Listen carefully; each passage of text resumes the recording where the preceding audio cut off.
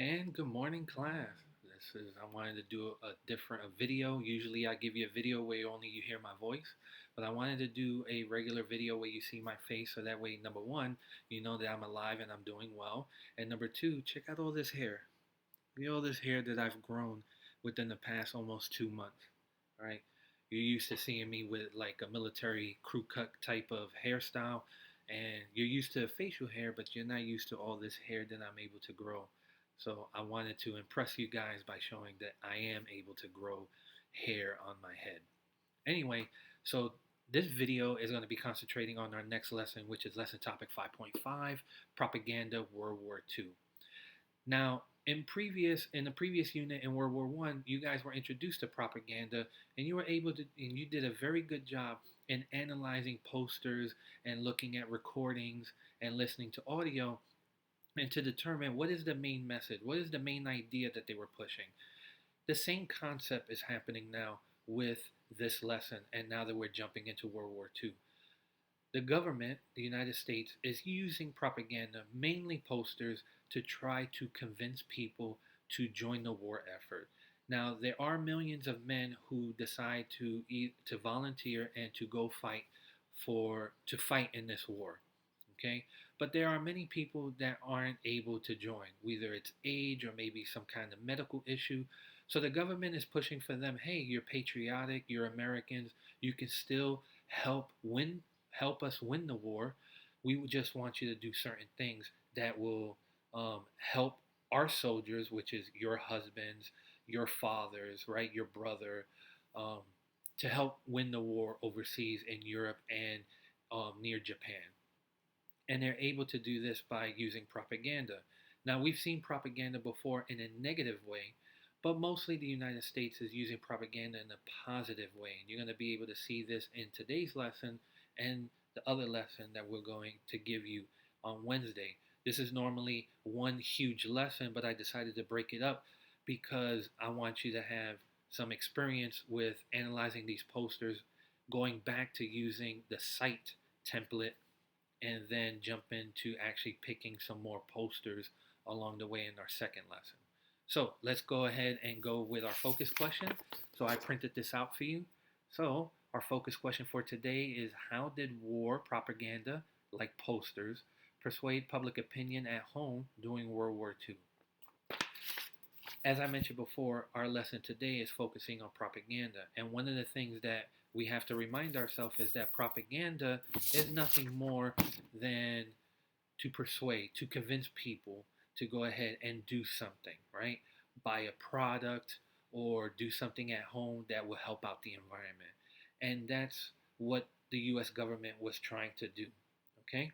And we're going to learn that this whole week of what is it that the government was trying to persuade Americans to do to help out with the war effort, okay? So for our lesson, you're going to have attached in your Google assignment, you're going to have attached the Google Slides, which you already saw one printout.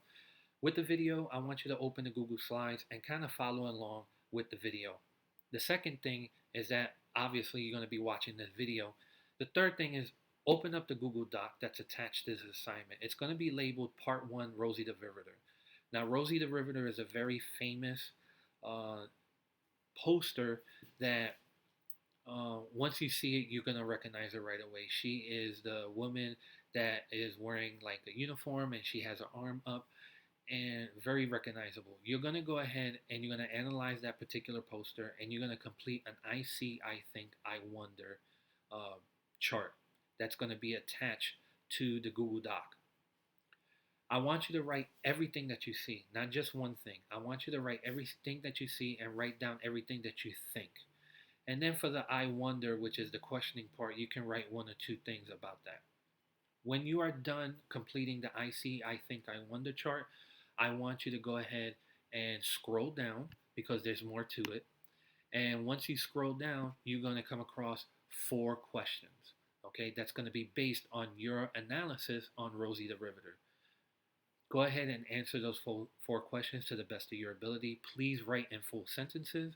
And again, to get back into our analysis, especially when dealing with posters, I've also attached the site graphic template. And just to go over, remember that site, every letter stands for something, okay?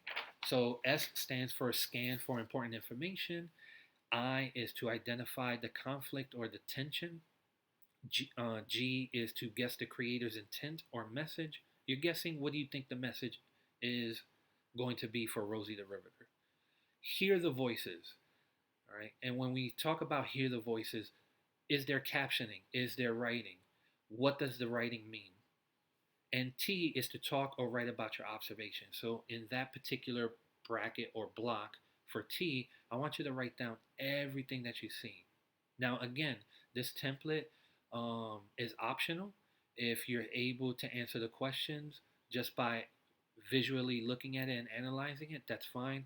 But I'm attaching this template so that way, if you do get stuck, you can use the template, fill out the template, and then use the information that's in the template to answer the questions in the assignment.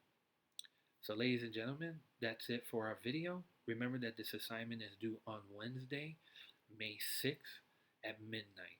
All right, I hope everyone is doing well.